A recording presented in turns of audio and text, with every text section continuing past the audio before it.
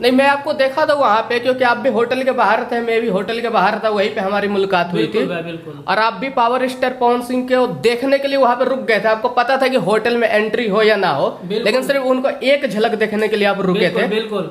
आपको उनसे मिल के कैसा लगा?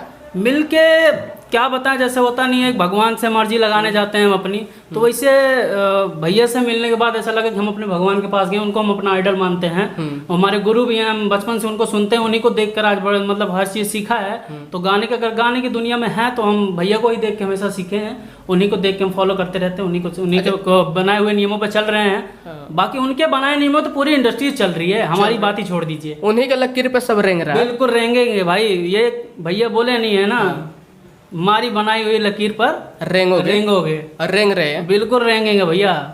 अच्छा, एक बात बताइए, पवन सिंह को आप रील में देखते थे पहले, बिल्कुल, और उस दिन रियल में देखे, हम दोनों साथ में ही थे। बिल्कुल। तो आपको रियल में क्या अंतर दिखा? बिल्कुल, मेरे को अंतर बिल्कुल भी नहीं लगा। कि मैं रील में तो थोड़ा सा वैसा भी लगता था, लेकिन रियल में देखने के बाद एकदम शेर एकदम, मतलब मैं भी रील में देखा तो उस दिन देखा तो मुझे विश्वास नहीं हुआ, छाती निकला हुआ, ये ऐसा लगा कि बस शर्ट अब फट जाएगा। हाँ, मतलब बिल्कुल शेर वाली एंट्री थी। मुझे तो लग रहा था कि शायद मोदी जी की भी एंट्री ना होती होगी जैसे भैया की हुई है। वही तो 12 बाउंसर लगे थे। अरे भैया, बाउंसर की बात ही मत छो।